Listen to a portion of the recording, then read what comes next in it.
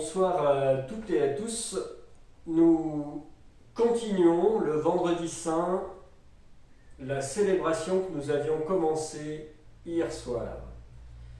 Et donc, le jeudi, le vendredi, le samedi saint, c'est une seule et même action, une seule et même grande liturgie que nous vivons, avec le jeûne du vendredi saint, la grande fête du jeudi saint, le jeûne du vendredi saint, l'attente du samedi saint, la veillée pascale dans la nuit de samedi à dimanche, et puis la célébration de la Pâque du dimanche matin.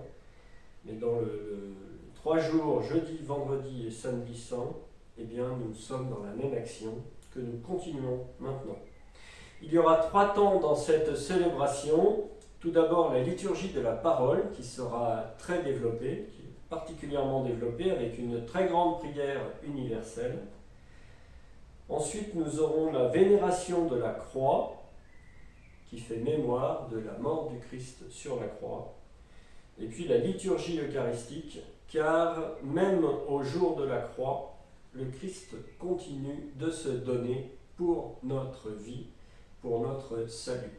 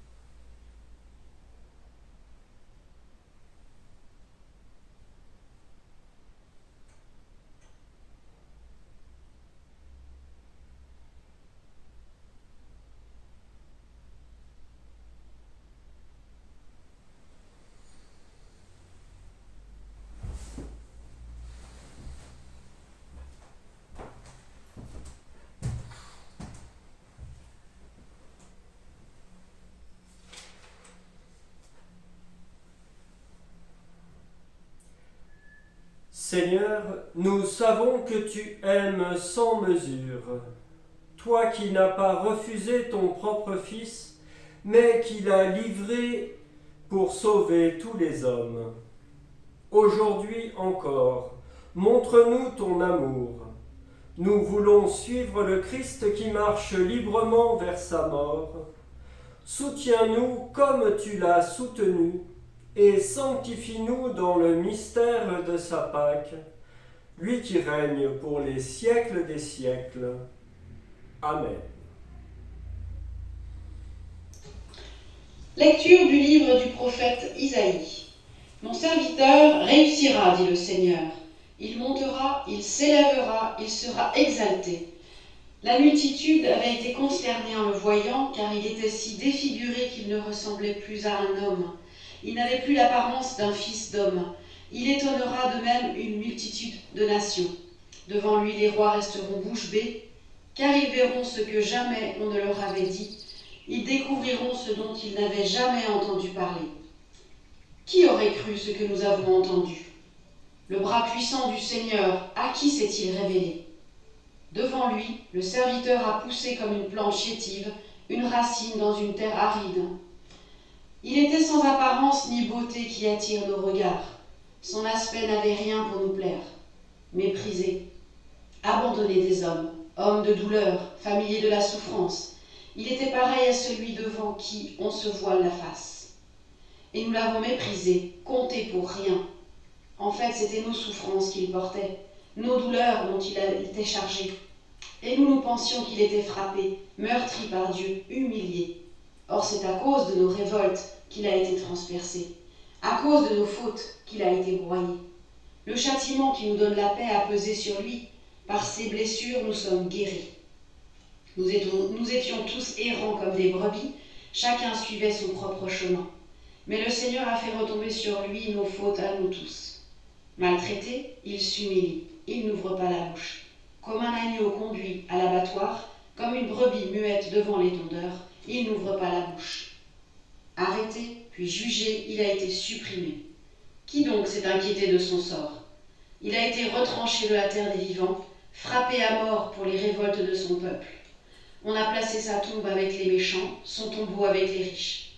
Et pourtant il n'avait pas commis de violence. On ne trouvait pas de tromperie dans sa bouche.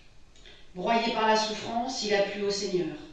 S'il remet sa vie en sacrifice de réparation, il verra une descendance, il prolongera ses jours. Par lui, ce qui plaît au Seigneur réussira. Par suite de ses tourments, il verra la lumière, la connaissance le comblera. Le juste, mon serviteur, justifiera les multitudes. Il se chargera de leurs fautes. C'est pourquoi, parmi les grands, je lui donnerai sa part. Avec les puissants, il partagera le butin, car il s'est dépouillé lui-même jusqu'à la mort. Et il a été compté avec les pécheurs, alors qu'il portait le péché des multitudes et qu'il intercédait pour les pécheurs. Parole du Seigneur. Nous rendons grâce à Dieu. Ô Père, en tes mains, je remets mon esprit. Ô Père, en tes mains, je remets mon esprit. En toi, Seigneur, j'ai mon refuge, garde-moi d'être humilié pour toujours. En tes mains, je remets mon esprit, tu me rachètes, Seigneur, Dieu de vérité. Ô Père, en tes mains, je remets mon esprit. Je suis la risée de mes adversaires et même de mes voisins. Je fais peur à mes amis, s'ils me voient dans la rue, ils me fuient. Ô Père, en tes mains, je remets mon esprit. On m'ignore comme un mort oublié, comme une chose qu'on jette.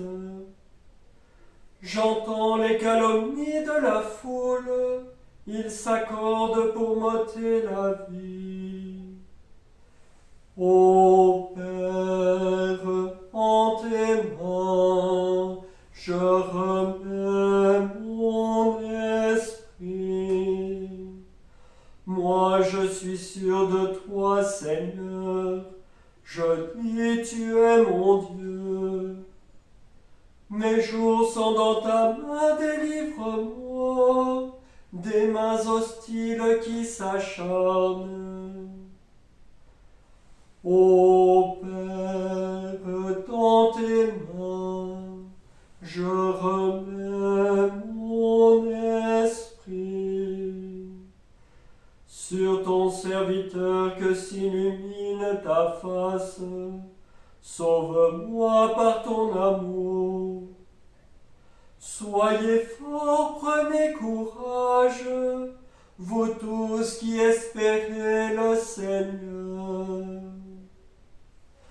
Ô Père, en tes mains, je remets mon esprit.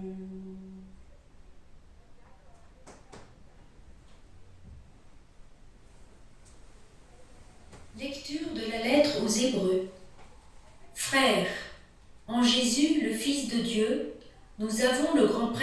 excellence, celui qui a traversé les cieux.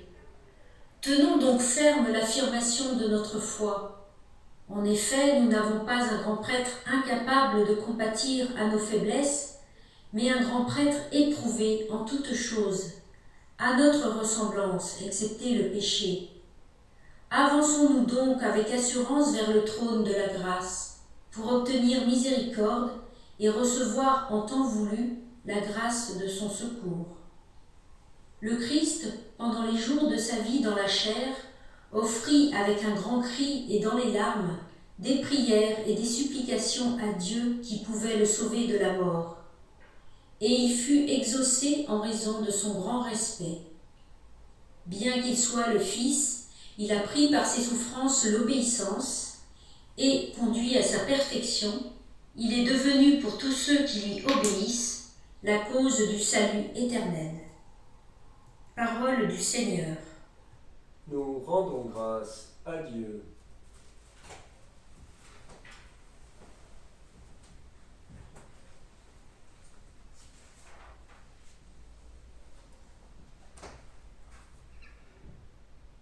Le Christ s'est anéanti, prenant la condition de serviteur.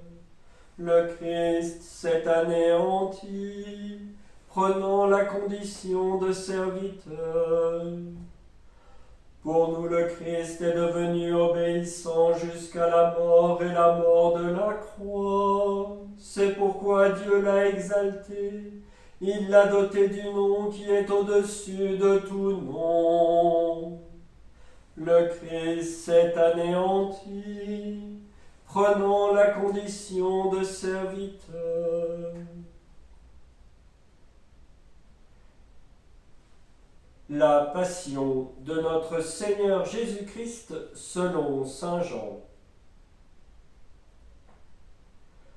En ce temps-là, après le repas, Jésus sortit avec ses disciples et traversa le torrent du Cédron.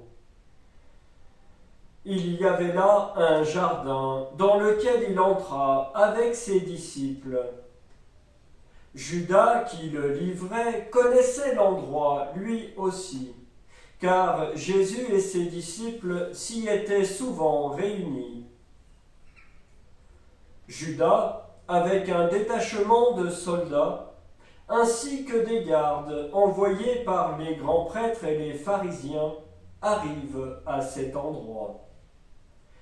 Ils avaient des lanternes, des torches et des armes. Alors Jésus, sachant tout ce qui allait lui arriver, s'avança et leur dit : « Qui cherchez-vous ? » Ils lui répondirent : « Jésus, le Nazaréen. » Il leur dit : « C'est moi, je le suis. » Judas, qui le livrait, se tenait avec eux. Quand Jésus leur répondit : « C'est moi, je le suis », ils reculèrent et ils tombèrent à terre. Il leur demanda de nouveau : « Qui cherchez-vous ? » Ils dirent : « Jésus, le Nazaréen. » Jésus répondit : « Je vous l'ai dit, c'est moi, je le suis. Si c'est bien moi que vous cherchez, ceux-là, laissez-les partir. » Ainsi s'accomplissait la parole qu'il avait dite : « Je n'ai perdu aucun de ceux que tu m'as donnés. » Or, Simon-Pierre avait une épée. Il la tira, frappa le serviteur du grand prêtre et lui coupa l'oreille droite. Le nom de ce serviteur était Malchus. Jésus dit à Pierre : « Remets ton épée au fourreau. La coupe que m'a donnée le Père, vais-je refuser de la boire ? » Alors la troupe, le commandant et les gardes juifs se saisirent de Jésus et le ligotèrent. Ils l'emmenèrent d'abord chez Anne, beau-père de Caïphe, qui était grand prêtre cette année-là. Caïphe était celui qui avait donné aux Juifs ce conseil: il vaut mieux qu'un seul homme meure pour le peuple. Or, Simon-Pierre, ainsi qu'un autre disciple, suivaient Jésus. Comme ce disciple était connu du grand prêtre, il entra avec Jésus dans le palais du grand prêtre. Pierre se tenait près de la porte dehors. Alors l'autre disciple, celui qui était connu du grand prêtre, sortit, dit un mot à la servante qui gardait la porte et fit entrer Pierre. Cette jeune servante dit alors à Pierre: « N'es-tu pas, toi aussi, l'un des disciples de cet homme ?» Il répondit: « Non, je ne le suis pas. » Les serviteurs et les gardes se tenaient là. Comme il faisait froid, ils avaient fait un feu de braise pour se réchauffer. Pierre était avec eux en train de se chauffer. Le grand prêtre interrogea Jésus sur ses disciples et sur son enseignement. Jésus lui répondit: « Moi, j'ai parlé au monde ouvertement. J'ai toujours enseigné à la synagogue et dans le temple, là où tous les Juifs se réunissent. Et je n'ai jamais parlé en cachette. Pourquoi m'interroges-tu? Ce que je leur ai dit, demande-le à ceux qui m'ont entendu. Eux savent ce que j'ai dit. » À ces mots, un des gardes qui était à côté de Jésus lui donna une gifle en disant: « C'est ainsi que tu réponds au grand prêtre ?» Jésus lui répliqua: « Si j'ai mal parlé, montre ce que j'ai dit de mal. Mais si j'ai bien parlé, pourquoi me frappes-tu » Anne l'envoya toujours ligoté au grand prêtre Caïphe. Simon-Pierre était donc en train de se chauffer. On lui dit: « N'es-tu pas, toi aussi, l'un de ses disciples ?» Pierre le nia et dit: « Non, je ne le suis pas. » Un des serviteurs du grand prêtre, parent de celui à qui Pierre avait coupé l'oreille, insista: « Est-ce que moi, je ne t'ai pas vu dans le jardin avec lui ?» Encore une fois, Pierre le nia. Et aussitôt un coq chanta. Alors on emmène Jésus de chez Caïphe au prétoire. C'était le matin. Ceux qui l'avaient amené n'entrèrent pas dans le prétoire pour éviter une souillure et pouvoir manger l'agneau pascal. Pilate sortit donc à leur rencontre et demanda: « Quelle accusation portez-vous contre cet homme ?» Ils lui répondirent: « S'il n'était pas un malfaiteur, nous ne t'aurions pas livré cet homme. » Pilate leur dit: « Prenez-le vous-même et jugez-le suivant votre loi. » Les Juifs lui dirent: « Nous n'avons pas le droit de mettre quelqu'un à mort. » Ainsi s'accomplissait la parole que Jésus avait dite pour signifier de quel genre de mort il allait mourir. Alors Pilate rentra dans le prétoire. Il appela Jésus et lui dit: « Es-tu le roi des Juifs ?» Jésus lui demanda: « Dis-tu cela de toi-même, ou bien d'autres te l'ont dit à mon sujet ?» Pilate répondit: « Est-ce que je suis juif, moi ? ta nation et les grands prêtres t'ont livré à moi. Qu'as-tu donc fait ? Jésus déclara, ma royauté n'est pas de ce monde. Si ma royauté était de ce monde, j'aurais des gardes qui se seraient battus pour que je ne sois pas livré aux Juifs. En fait, ma royauté n'est pas d'ici. Pilate lui dit, alors tu es roi ? Jésus répondit, c'est toi-même qui dis que je suis roi. Moi, je suis né, je suis venu dans le monde pour ceci, rendre témoignage à la vérité. Quiconque appartient à la vérité, écoute ma voix. Pilate lui dit, qu'est-ce que la vérité ? Ayant dit cela, il sortit de nouveau à la rencontre des Juifs et il leur déclara, moi, je ne trouve en lui aucun motif de condamnation. Mais chez vous, c'est la coutume que je vous relâche quelqu'un pour la Pâque. Voulez-vous donc que je vous relâche le roi des Juifs ?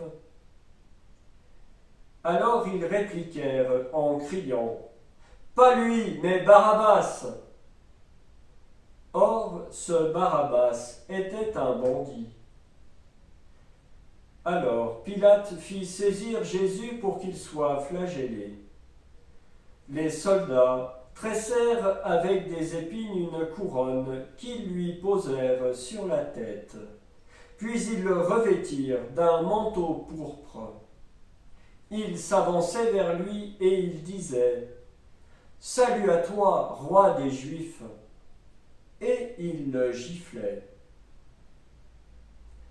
Pilate, de nouveau, sortit dehors et leur dit « Voyez, je vous l'amène dehors pour que vous sachiez que je ne trouve en lui aucun motif de condamnation. » Jésus donc sortit dehors, portant la couronne d'épines et le manteau pourpre. Et Pilate leur déclara, « Voici l'homme. »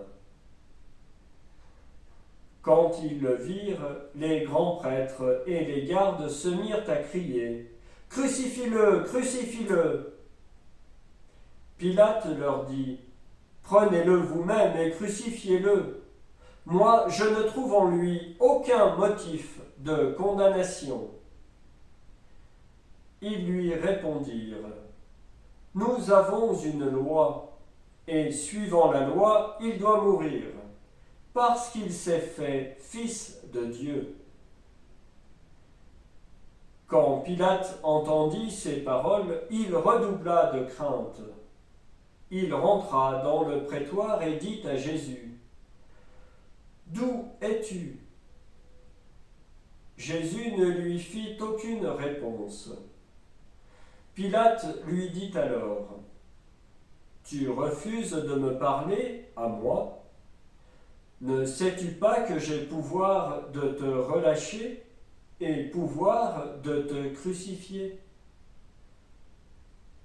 Jésus répondit, « Tu n'aurais aucun pouvoir sur moi si tu ne l'avais reçu d'en haut. C'est pourquoi celui qui m'a livré à toi porte un péché plus grand. » Dès lors, Pilate cherchait à le relâcher, mais des Juifs se mirent à crier, « Si tu le relâches, tu n'es pas un ami de l'empereur. Quiconque se fait roi s'oppose à l'empereur. » En entendant ces paroles, Pilate amena Jésus au dehors. Il le fit asseoir sur une estrade au lieu dit le dallage, en hébreu Gabbatha.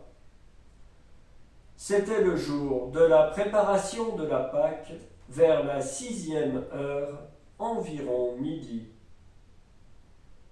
Pilate dit aux Juifs, « Voici votre roi. » Alors ils crièrent, « À mort, crucifie-le » Pilate leur dit, « Vais-je crucifier votre roi » Les grands prêtres répondirent, « Nous n'avons pas d'autre roi que l'empereur. » Alors il leur livra Jésus pour qu'il soit crucifié. Ils se saisirent de Jésus et lui-même, portant sa croix, sortit en direction du lieu dit le crâne ou calvaire, qui se dit en hébreu Golgotha.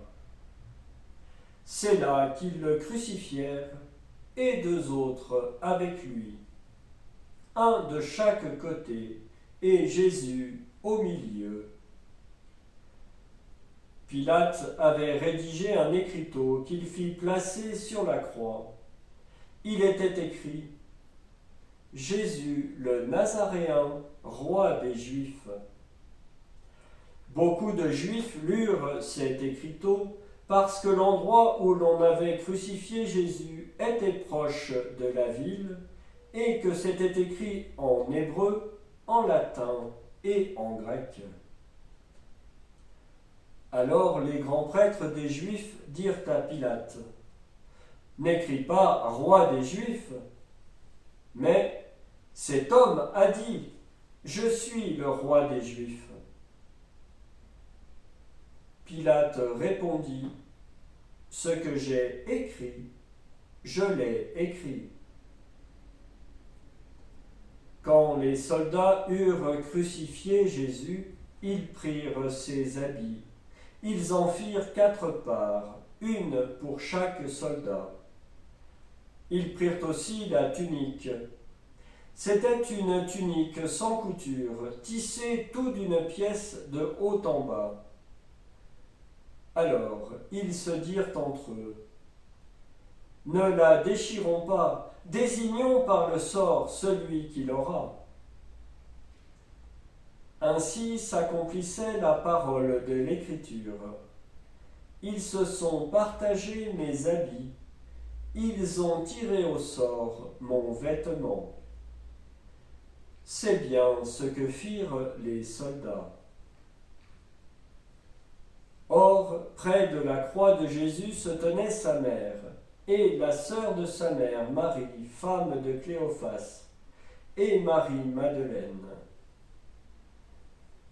Jésus, voyant sa mère, et près d'elle le disciple qu'il aimait, dit à sa mère, « Femme, voici ton fils. » Puis il dit au disciple, « Voici ta mère. »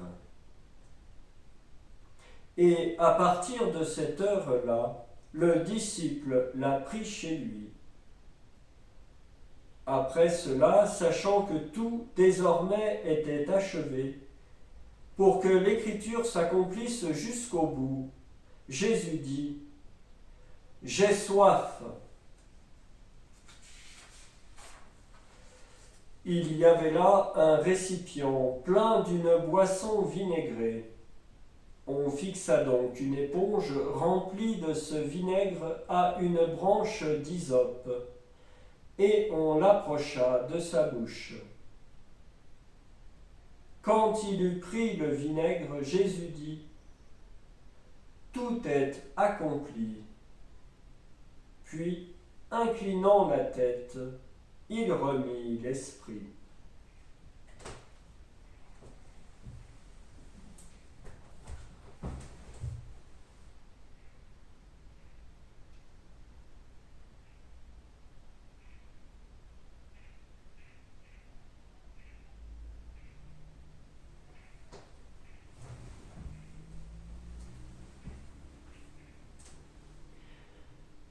Comme c'était le jour de la préparation, c'est-à-dire le vendredi, il ne fallait pas laisser les corps en croix durant le sabbat, d'autant plus que ce sabbat était le grand jour de la Pâque. Aussi les Juifs demandèrent à Pilate qu'on enlève les corps après leur avoir brisé les jambes. Les soldats allèrent donc briser les jambes du premier, puis de l'autre homme crucifié avec Jésus. Quand ils arrivèrent à Jésus, voyant qu'il était déjà mort, ils ne lui brisèrent pas les jambes. Mais un des soldats, avec sa lance, lui perça le côté. Et aussitôt, il en sortit du sang et de l'eau. Celui qui a vu rend témoignage, et son témoignage est véridique. Et celui-là sait qu'il dit vrai, afin que vous aussi vous croyiez. Cela en effet arriva pour que s'accomplisse l'Écriture. Aucun de ces os ne sera brisé. Un autre passage de l'Écriture dit encore: Ils lèveront les yeux vers celui qu'ils ont transpercé. Après cela, Joseph d'Arimathie, qui était disciple de Jésus, mais en secret par crainte des Juifs, demanda à Pilate de pouvoir enlever le corps de Jésus. Et Pilate le permit. Joseph vint donc enlever le corps de Jésus. Nicodème, celui qui, au début, était venu trouver Jésus pendant la nuit, vint lui aussi. Il apportait un mélange de myrrhe et d'aloès, pesant environ 100 livres. Ils prirent donc le corps de Jésus, qu'ils lièrent de linge, en employant les aromates, selon la coutume juive d'ensevelir les morts. À l'endroit où Jésus avait été crucifié, il y avait un jardin, et dans ce jardin, un tombeau neuf, dans lequel on n'avait encore déposé personne. À cause de la préparation de la Pâque juive, et comme ce tombeau était proche, c'est là qu'ils déposèrent Jésus.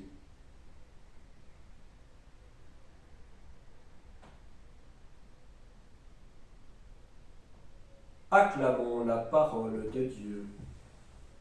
Louange à toi, Seigneur Jésus.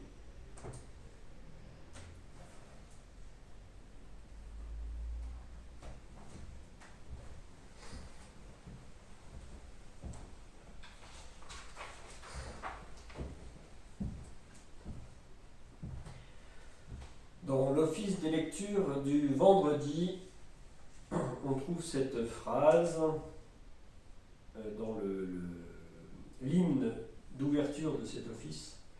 L'amour a gagné l'immense défaite. Et c'est ce qui a lieu sur la croix. L'amour, Dieu, a gagné l'immense défaite. Nous voyons ces jours-ci le printemps exploser, nous voyons la vie déborder partout, dans nos jardins. La vie reprend, le printemps explose. Et nous, cette année en particulier, nous sommes confrontés à nos limites. La nature reprend vie et nous sommes enfermés chez nous. Nous sommes pris dans cette contradiction de la vie qui jaillit et de la mort qui nous rejoint partout, tout le temps. Nous célébrons aujourd'hui l'amour qui se donne jusqu'au bout pour notre salut. Dieu est amour.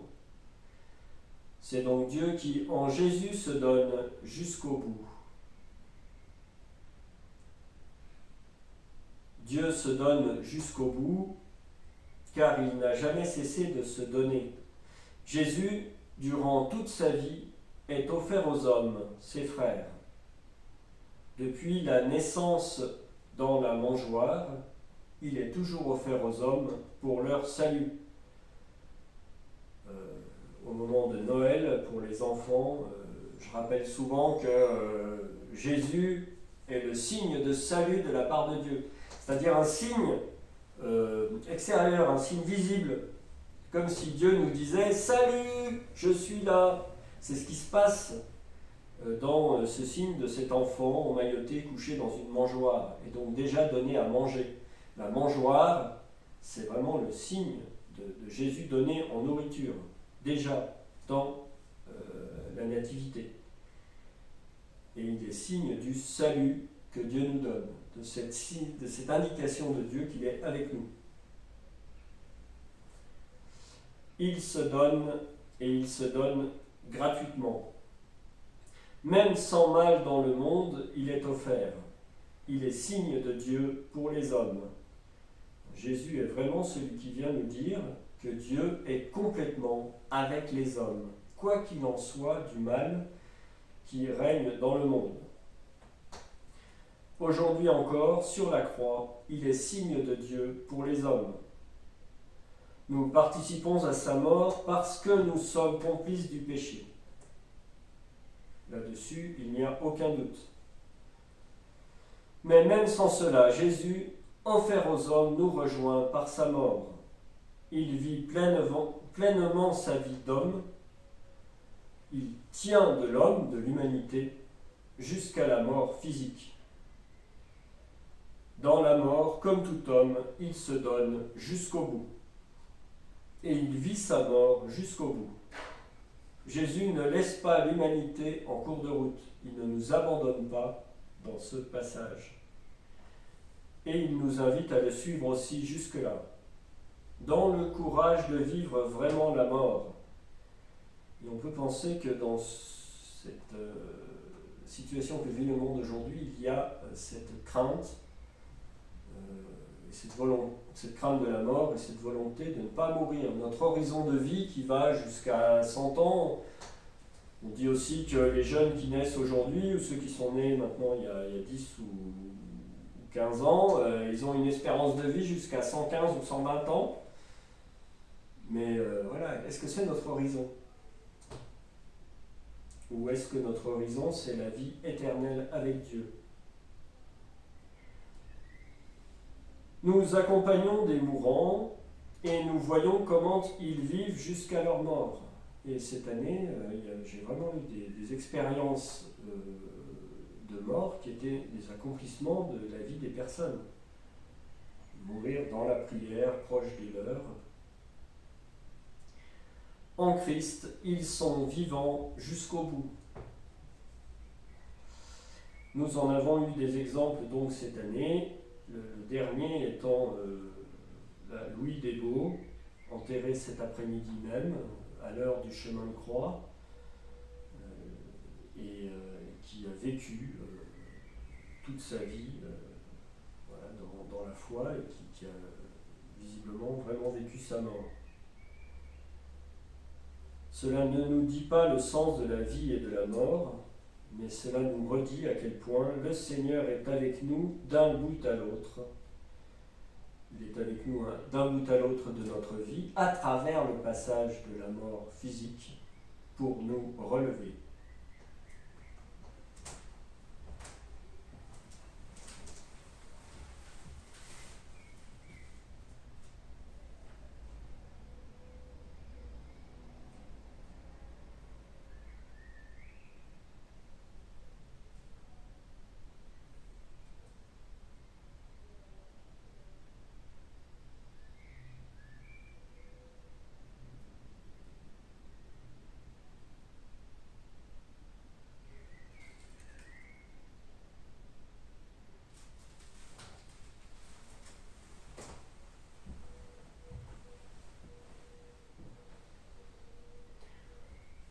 En ce jour du Vendredi Saint, nous allons prier de façon particulière, avec une intensité particulière en faveur de l'Église universelle et du monde. Alors il y a de nombreuses intentions dans cette prière universelle. Et donc nous portons toute la vie du monde auprès de Dieu dans ce jour du Vendredi Saint. Prions, frères bien-aimés, pour la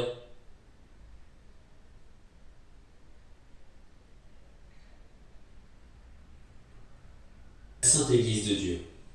Que le Père Tout-Puissant lui donne la paix et l'unité, qu'il la protège dans tout l'univers et qu'il nous accorde une vie calme et paisible pour que nous rendions grâce à notre Dieu.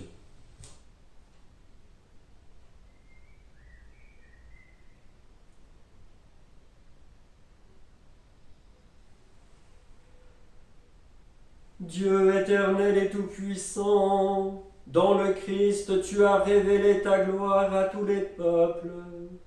Protège l'œuvre de ton amour, afin que ton Église répandue par tout l'univers demeure inébranlable dans la foi, pour proclamer ton nom, par Jésus le Christ notre Seigneur.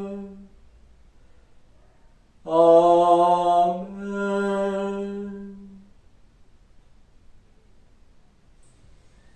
Prions pour notre Saint-Père, le Pape François, élevé par Dieu notre Seigneur à l'ordre épiscopal, qu'il le garde sain et sauf à son Église pour gouverner le peuple de Dieu.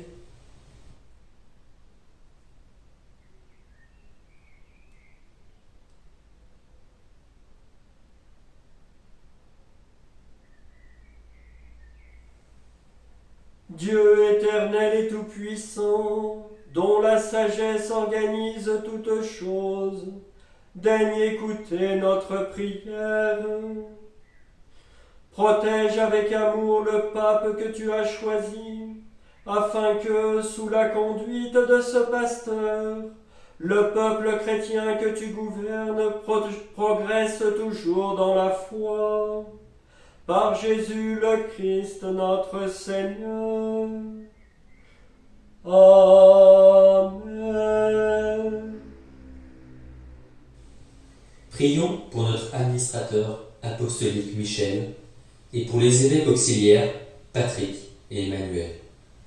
Pour tous les évêques, les prêtres, les diacres, pour tous ceux qui remplissent des ministères dans l'Église et pour l'ensemble du peuple des croyants.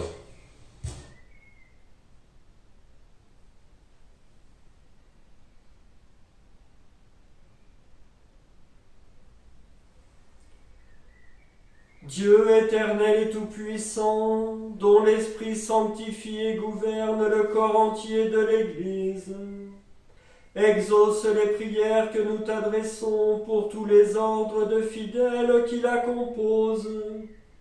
Que chacun d'eux, par le don de ta grâce, te serve avec fidélité. Par Jésus le Christ notre Seigneur. Amen.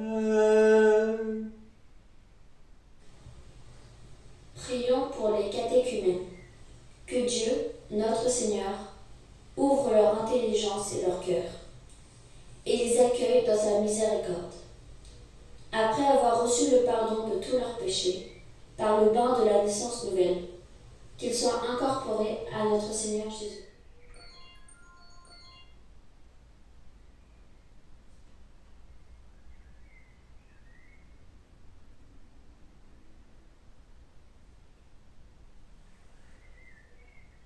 Dieu éternel et tout-puissant, toi qui assures toujours la fécondité de ton Église, augmente en nos catéchumènes l'intelligence de la foi, qu'ils renaissent à la source du baptême et prennent place parmi tes enfants d'adoption. Par Jésus le Christ notre Seigneur. Prions pour tous nos frères qui croient en Jésus-Christ et s'efforcent de conformer leur vie à la vérité. Demandons au Seigneur notre Dieu de les rassembler et de les garder dans l'unité de son Église.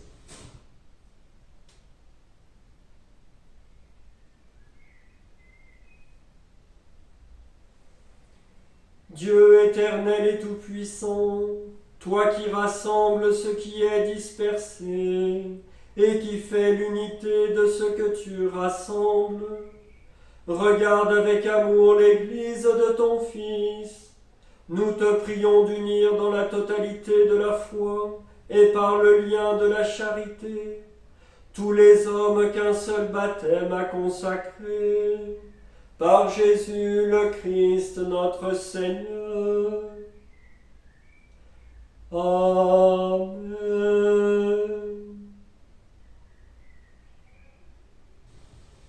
Prions pour les Juifs, à qui Dieu a parlé en premier, qu'ils progressent dans leur amour de son nom et la fidélité de son alliance.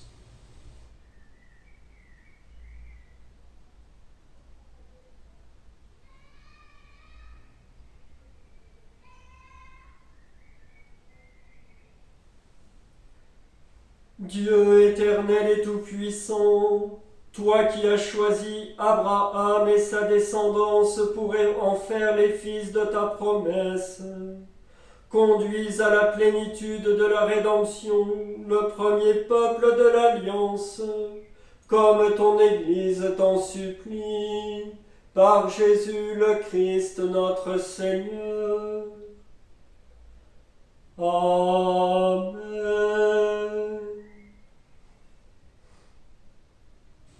Prions pour ceux qui ne croient pas en Jésus-Christ. Demandons qu'à la lumière de l'Esprit Saint, ils soient capables, eux aussi, de s'engager pleinement sur le chemin du salut.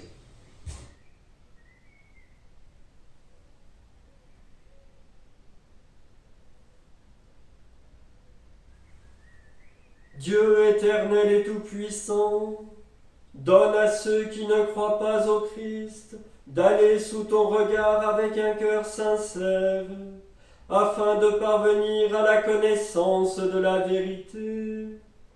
Et donne-nous de mieux nous aimer les uns les autres et d'ouvrir davantage notre vie à la tienne, pour être dans le monde de meilleurs témoins de ton amour. Par Jésus le Christ notre Seigneur. Amen. Prions pour ceux qui ne connaissent pas Dieu. Demandons qu'en obéissant à leur conscience, ils parviennent à le reconnaître.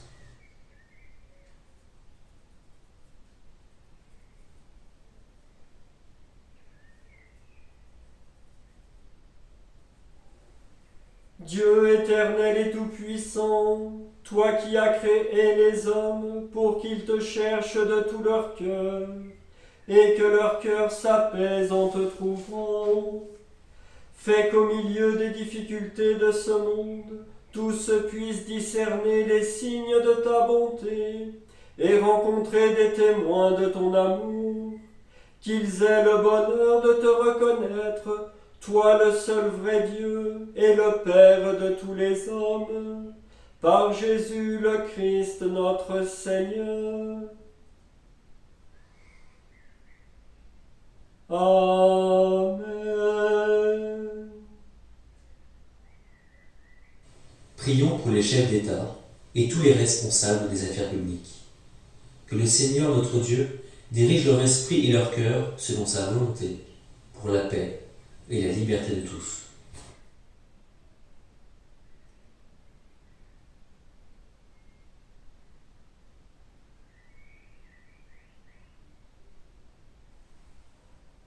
Dieu éternel et tout-puissant, toi qui tiens en ta main le cœur des hommes et garantis les droits des peuples, viens en aide à ceux qui exercent le pouvoir, que partout sur la terre s'affermisse avec ta grâce la sécurité, la paix, la prospérité des nations et la liberté religieuse.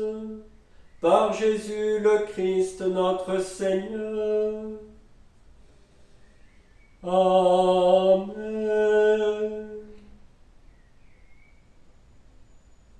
Frères bien-aimés, prions Dieu, le Père Tout-Puissant, d'avoir pitié des hommes dans l'épreuve, qui débarrasse le monde de toute erreur qu'il chasse les épidémies et repousse la famine, qu'il vide les prisons et délivre les captifs, qu'il protège ceux qui voyagent, qu'il ramène chez eux les exilés, qu'il donne la force aux malades et accorde le salut aux mourants.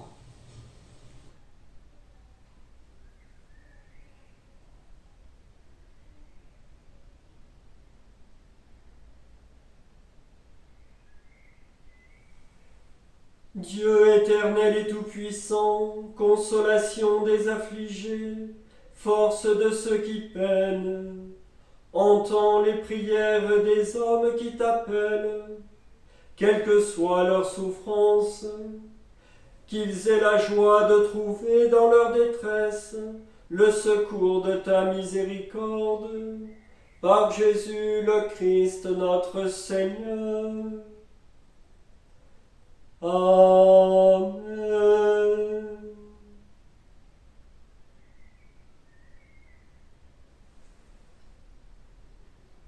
Seigneur, nous te prions encore pour les victimes de l'épidémie du Covid-19 aujourd'hui, pour les soignants, tous ceux qui restent au service de leurs frères dans cette épreuve. Seigneur, chasse le mal qui afflige le monde. Seigneur, sauve-nous par ton Fils Jésus le Christ, notre Seigneur. Amen.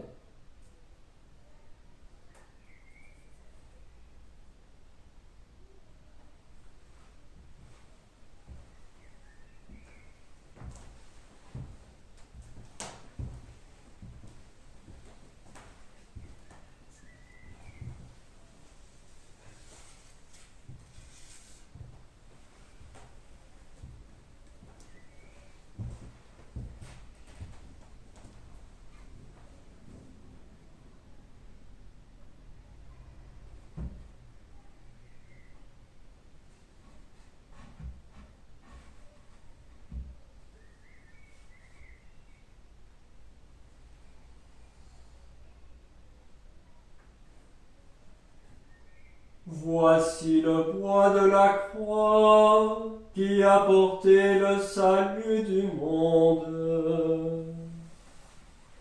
Venez, adorons.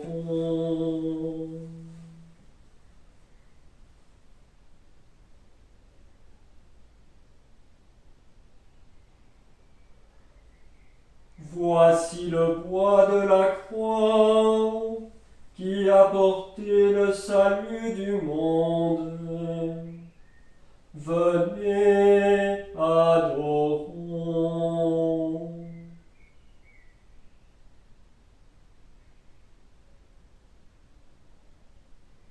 Voici le bois de la croix qui a porté le salut du monde. Venez, adorons.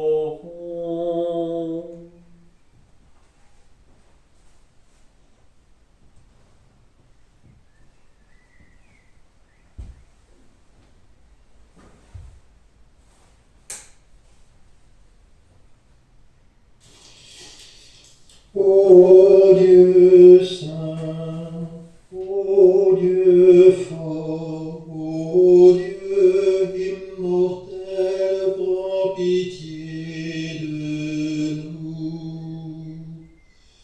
Moi, j'ai pour toi frappé l'Égypte, j'ai fait mourir ses premiers-nés.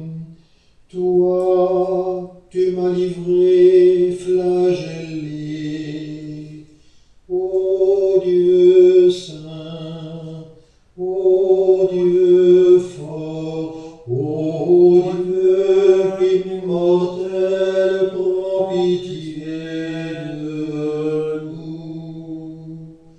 Moi, je t'ai fait sortir d'Égypte, j'ai englouti le Pharaon. Toi, tu m'as livré au grand prêtre. Ô Dieu saint, ô Dieu fort, ô Dieu immortel,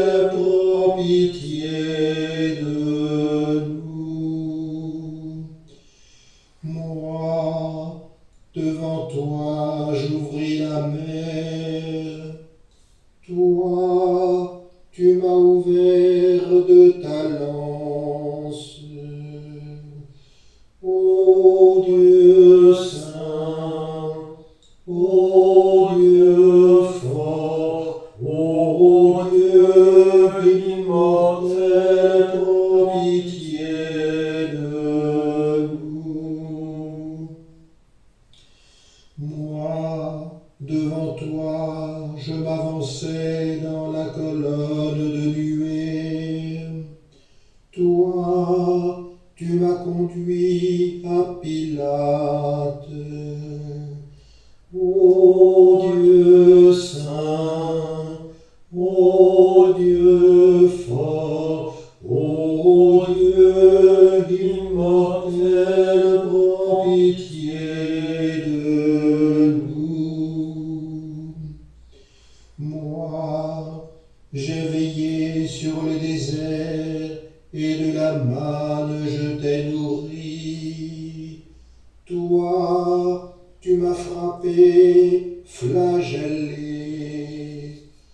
Ô Dieu saint, ô Dieu fort, ô Dieu immortel, prends pitié de nous. Moi, j'ai veillé dans le désert, et de la manne je t'ai nourri. Toi, tu m'as frappé, flagellé. Ô Dieu saint, ô Dieu fort, ô Dieu immortel, prends pitié de nous. Moi, j'ai pour toi frappé les rois, les puissants rois de Canaan. Toi, tu m'as frappé d'un roseau. Ô Dieu saint, ô Dieu fort, ô Dieu immortel, prends pitié de nous. Moi, dans ta main, j'ai mis un sceptre, je t'ai promu peuple royal.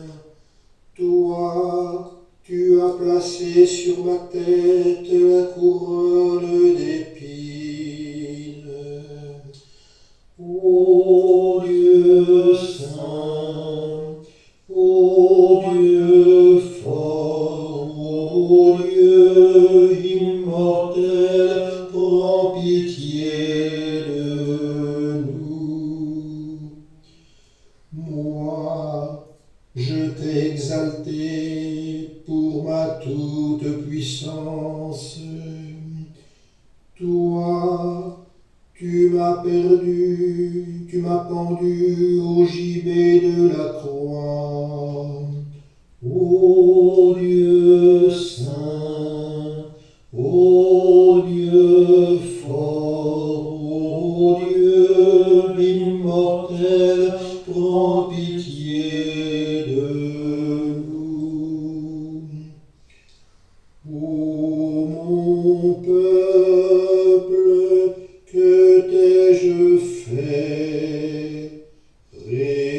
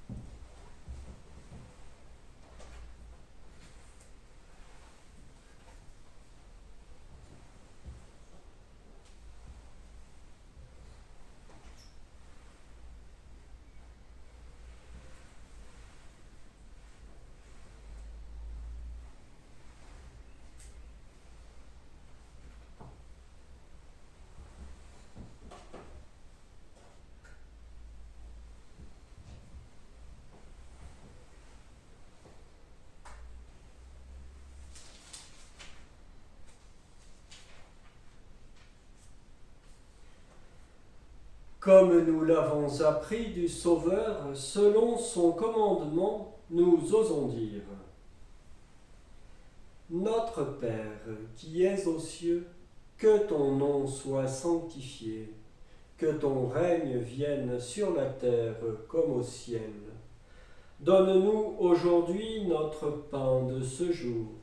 Pardonne-nous nos offenses, comme nous pardonnons aussi à ceux qui nous ont offensés. Et ne nous laisse pas entrer en tentation, mais délivre-nous du mal. Délivre-nous de tout mal, Seigneur, et donne la grâce à notre temps. Par ta miséricorde, libère-nous du péché. Rassure-nous devant les épreuves en cette vie où nous espérons le bonheur que tu promets et l'avènement de Jésus-Christ, notre Sauveur. Car c'est à toi qu'appartiennent le règne, la puissance et la gloire pour les siècles des siècles.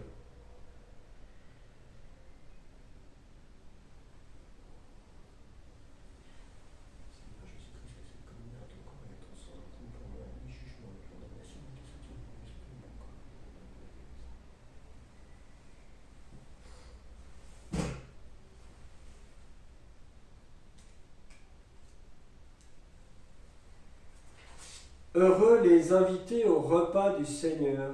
Voici l'agneau de Dieu qui enlève le péché du monde. Seigneur, je ne suis pas digne de te recevoir, mais dis seulement une parole et je serai guéri.